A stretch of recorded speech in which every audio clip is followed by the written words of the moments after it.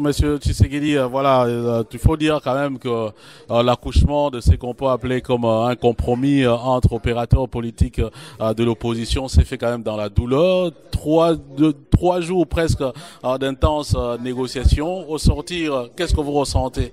Moi, je dirais plutôt dans la longueur, pas dans la douleur, parce que ça s'est passé dans un esprit de fraternité, de solidarité, avec toujours en point de mire l'intérêt supérieur de la nation.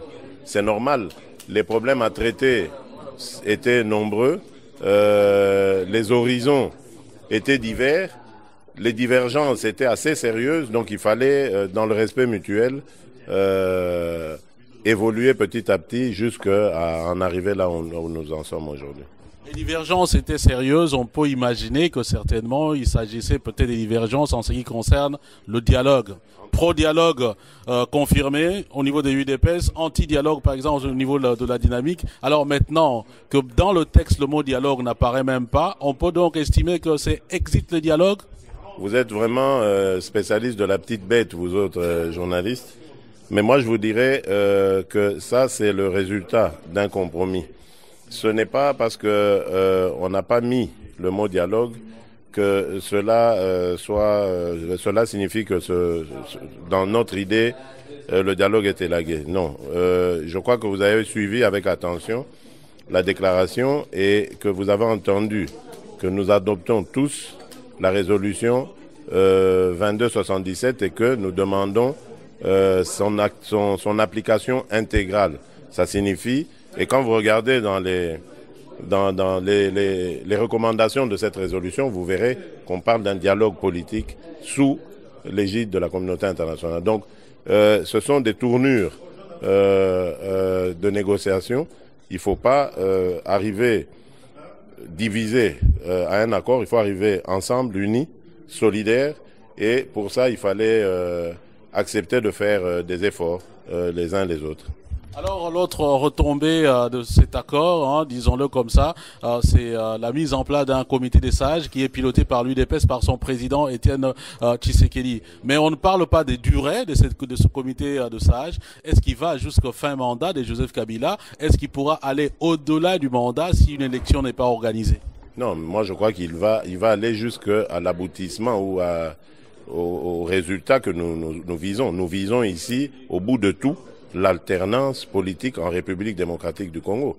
Le jour où nous vivrons cette alternance, c'est-à-dire le départ dans la paix, dans le calme de Joseph Kabila et l'entrée d'un président élu par la population, par le peuple congolais, j'allais dire, eh bien, à ce moment, je considérais que la mission de ce rassemblement est atteinte, est remplie, et donc on requalifiera les choses.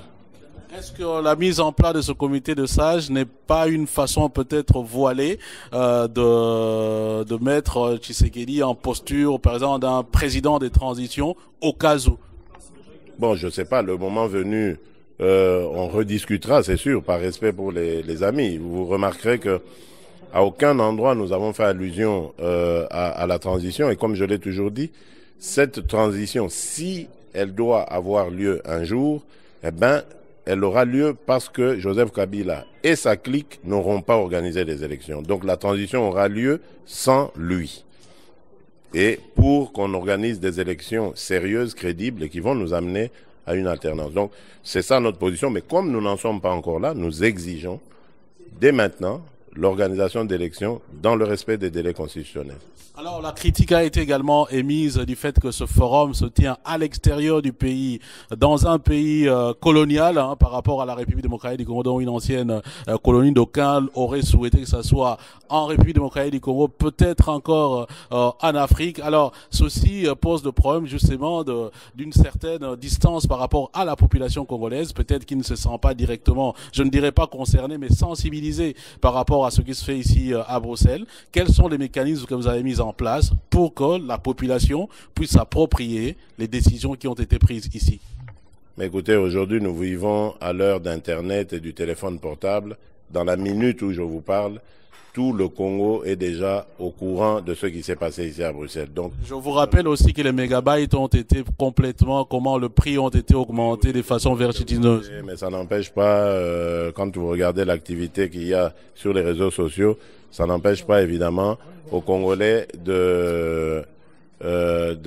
d'accéder à l'information. Donc ça c'est une chose. La seconde, je ne vois vraiment aucun inconvénient à ce que ça se passe en Belgique, parce que ce serait quand même injuste que les Belges soient utiles que lorsqu'il faut venir en aide financière ou autre aux Congolais, et lorsqu'il faut abriter des travaux de réflexion de Congolais, qu'ils soient les malvenus. Je trouve que c'est injuste et c'est déplacé comme réflexion. Et enfin, il y a la présence de l'hôte même de ces assises. C'est pour le moment, le président Etienne Tshisekedi séjourne en Belgique, et c'était donc normal qu'il invite les partis amis, vu l'urgence, parce qu'il n'allait pas attendre d'être rentré au Congo pour commencer à mettre en branle ce programme. Il fallait qu'il les invite ici, il l'a fait. Maintenant, il va commencer à préparer son retour au Congo, et pour à nouveau renforcer cette union, ce rassemblement que nous venons de concrétiser aujourd'hui. Je vous remercie. Merci Fabien.